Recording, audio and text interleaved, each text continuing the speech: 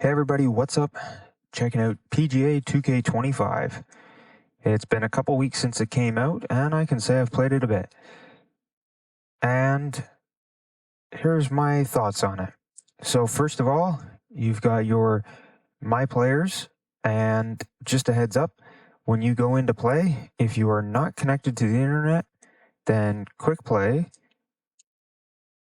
you will go to this, you will go to Quick Play, and you will get one of the default golfers, which would be Tiger Woods, Tony Finau, Matt Fitzpatrick, Brooke Henderson, Max Homa, Tom Kim, Lydia Ko, Chris McDonald, Colin Morikawa, Justin Thomas, Will Zalatoris, Rose Zhang.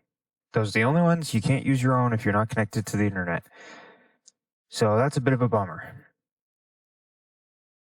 Next up, anything other than Quick Play is not available unless you are connected to the internet. Although Top Golf might be, I don't remember now, but you can't play Career without it. Now, I understand when you go to Quick Play and you go to the servers, the custom courses others have built. I understand that. Anything else, I don't really understand why you can't without internet. One thing that has irked me for a long time is when you publish one of your designs, you have your unpublished courses. When you publish one of them, you cannot play it when you're not connected to the internet. I would like if 2K would add in a thing where it saves it to your console or computer or whatever, just like the games on the disc, just as the courses on the disc. Next up, we have My Player, which is fine, except to do anything, it's a ridiculous amount of VC. So definitely a paywall there. The clubs, they're not worth, what's in the store is not worth getting. I've just left with these. I got these as a locker code, so that's fine with me, but otherwise I don't see a point in paying. They're like 500 VC at least for a decent club. And other than that, they're just not worth it. You got to pay so much for upgrades. It's ridiculous. The store has not a lot of options. I mean, frankly, it's mostly just buy packages of things. And other than that, there's really the clubs, as I said, way too expensive to be worth it because you need to spend these VC to upgrade your golfer as well. So, as I said, there's not a lot of options either. There's like 3 of everything. That's it. The upgrades, now these are just like purchasing club perks. But what I think is a big difference in user interface and everything, upgrading your golfer. What I think one thing that's interesting is under the player progression, you now have, it's run a little bit different. You can use these points, but they cost a lot of money to use. And they also downgrade these. So when you upgrade the left side, the right side drops. When you upgrade the right side, the left side drops. Now, here's a really interesting one is the skill trees. These cost, it's like skill points, but they're kind of expensive. They're tough to get. And there's a lot of them. Like that a lot of things you can use them on. So this is kind of the better one.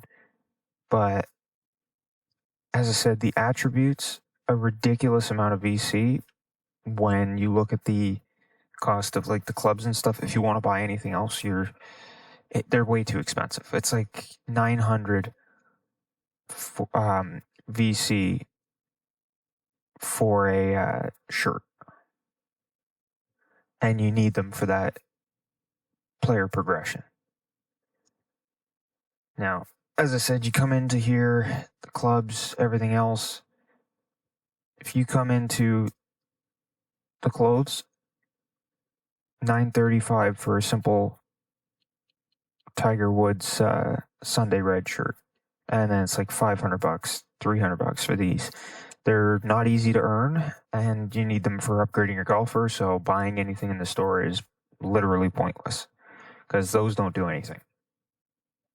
If we go take a look at the course designer, that's an interesting one now because you've got new functionality for the design. And I'll just come to a new course here and take a look. The functionality of the designer has changed quite a bit. So we'll just leave this, we'll call it test. Now, there's a new theme. Temperate is supposedly new. It's quite interesting. I tend to like the Boreal is pretty nice. Also, the Tropical is decent. Countryside is kind of cool. Desert's an interesting one. Swiss is very, very nicely green and full of color. Highlands is a good link style, really good link style. I've done courses with this. The layout tool, again, pretty simple with the everything standard there. Now I'll just leave it on for a sec because I'm going to just show you some of the new things. You can draw in water now, which is massive improvement. You can also hide and show under the manage filters. Like you can go into here and you can hide or show whole waypoints and everything. Like it's great. You can hide the tee blocks. You can hide the pins. So I come here and okay, hide the pin. You can lock the pin, hide the pin, whatever. And so now you have the ability to kind of view and hide things that you don't want to see at the time, lock them if you don't want to edit them by accident. Done that a few times over the years. Next up, as mentioned, there's new things. So terrain painting and surface weathering is new. So just go to the brush here and click that, and you can weather the surface. Now what's really cool about this is you can blend the edges,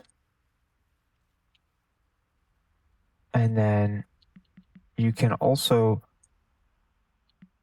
kind of choose so you got the spline path width and everything else, but you're supposed to be able to choose the weathering extremes. Now this is really cool though. The surface, the terrain painting. So you do this. I lost the spline. Sorry. You do this and you can actually change the texture. So you can put in on the top something totally different, which is frankly quite amazing. You can also just go to the terrain painting. You can do on the terrain painting, you can just go to the grass and topsoil texture and change things. Like, you know, you have a big difference there. There's a lot of stuff you can do to this. So you've got a big change there. You can come into terrain settings and obviously alter these things, which is fairly similar. You know, it's been in a lot of games, but just for why showing that in particular. You can do that and then come over here. No, sorry, I believe it's in here. Create water. Create running water. So now you can say, okay, well, I want it to go from here, across here, and we're going to make it jog over here. We're going to end it there. This was absolutely impossible before. You go, okay, I want it to join up. So it's not 100% perfect right now, but there's a lot of tweaks you can make to it. So you can go and edit, and you can say, okay, well, I want to widen the path a bit. Let's go 6 yards. Gonna smooth the path, same as I'm doing a create surface. Disable terrain effects. Yeah, that one I think normally you want to leave on. Disable surface effects. Again, that's another you want to probably leave on, but depending on what you're doing. But it really changes the dynamic of this, because you can actually add water in a way you could not even imagine before. It used to be, I know for me, what I would actually do is I would go into the landscaping tools. It's the only downside is you still may have to do some terrain work to make it work out properly. But what I used to do is go into these sculpting tools, go landscape, go raise, lower, whatever, come into here, grab something like, oh, I want a pond. Okay, I want the pond to be right here.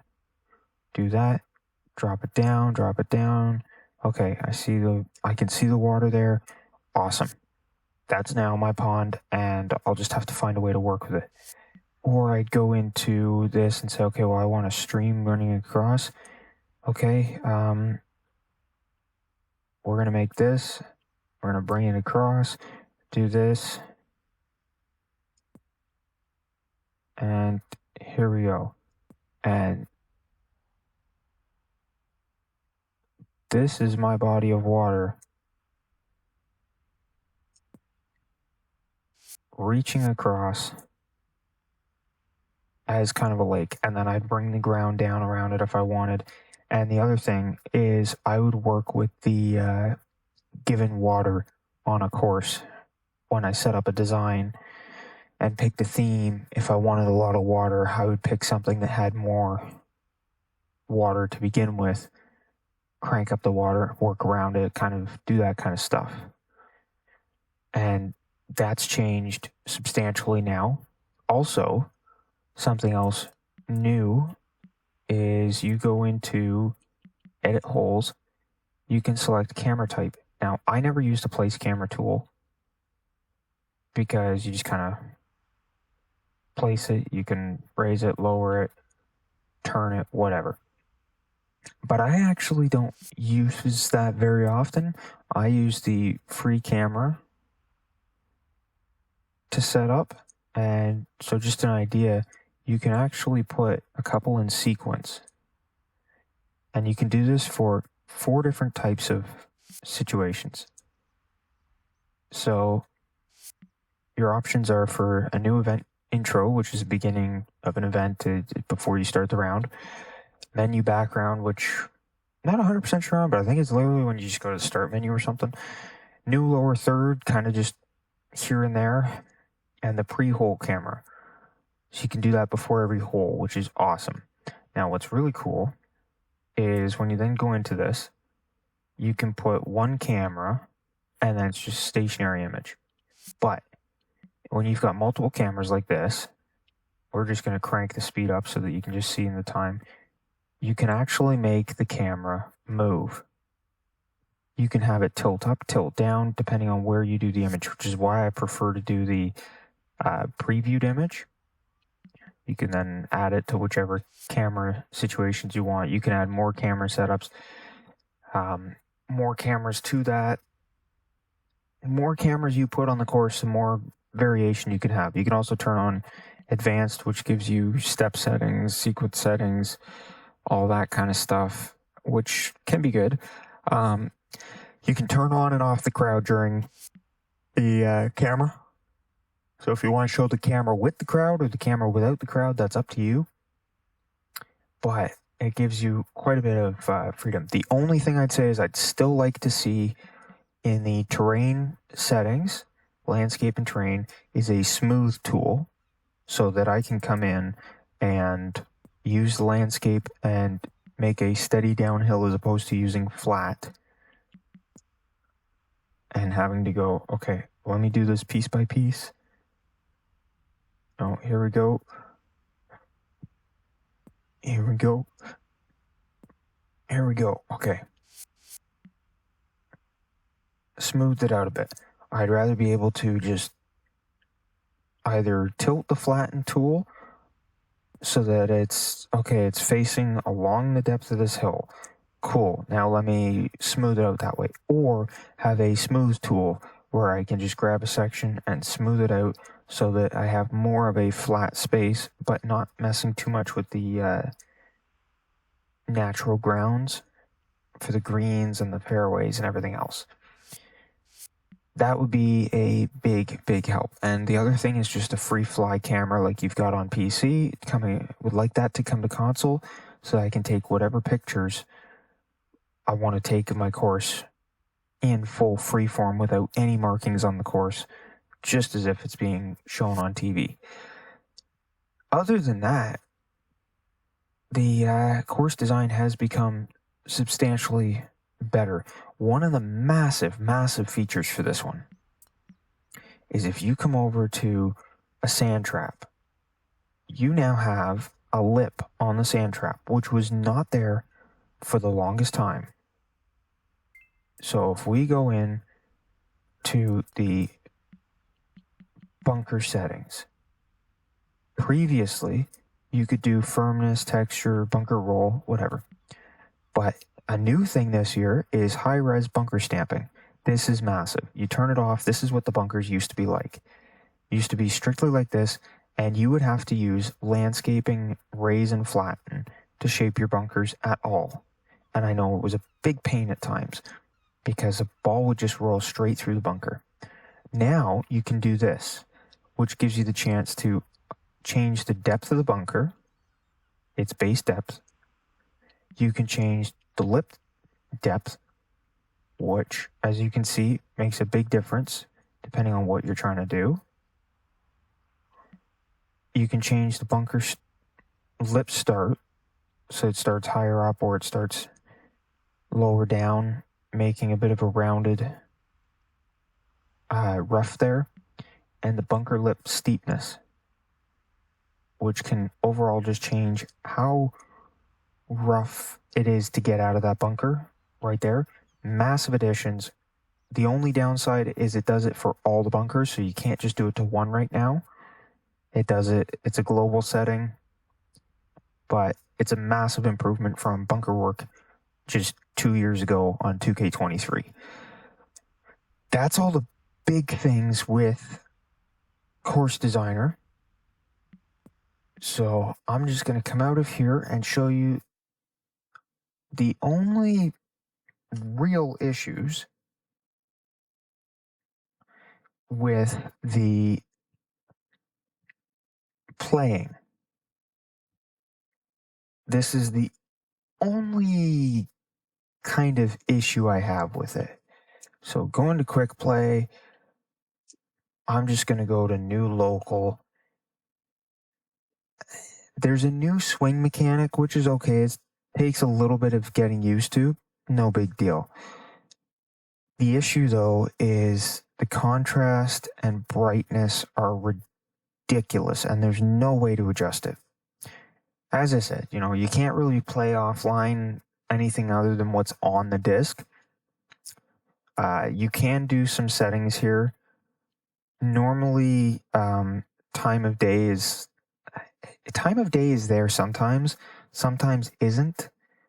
I don't know what the deal is with that, why some courses and some things do, but we're just going to jump in quickly to show you something here, to show you the brightness and contrast. As I said, this is the only real downside. Now, swing meter and the putting takes a little bit of getting used to. It's very heavy looking on the right side of the screen. Today we find ourselves. If you're not looking at that meter, it's now a circle. I find that it takes a little more getting used to when you have the swing as opposed to having the bar across the bottom. It's not a big deal, but it's just a change. But this is where the problem lies. The bunkers. This contrast and brightness, I find I cannot see any of the detail in a bunker. I'll try and land in that bunker, but as I say, like the swings are okay. You get used to it pretty quickly. I think the putting is the one that's taken me longer to get used to.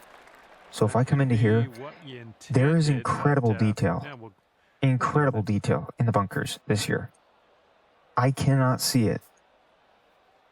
The brightness and contrast is kind of difficult right now, and there needs to be a setting to adjust it. The only other thing I'll say is that when you go into settings, display and HUD, pretty standard things. The one that gets me is the graphics, quality level, performance. Increases your FPS, decreases your quality. But if I go to quality, which can reduce the FPS but increases quality, I don't see any difference. The difference is extremely minimal. But when I swing, this can lag quite a bit sometimes. It's honestly, to me, really not worth switching over to quality mode because there's virtually no difference in the actual visual setting. That'll be birdie. This one's going pretty hard left to right. But there can be a big difference in the FPS and the lagging at times. Other than that, though, it's not a bad game. There's just a few issues that I notice. As I said, like, contrast and brightness is probably my biggest complaint. A couple small complaints about or wish list items still to be fulfilled with the course designer. A few small issues with the leveling up system this year. But it's an alright game. It's not a huge improvement from 2K23. I was expecting a little more the way that it was being talked about. But there is some difference. So overall, I'll give the game a B, but there's definitely some work to be done. The preview images showed incredible quality. I'm not there yet. I don't see it enough yet.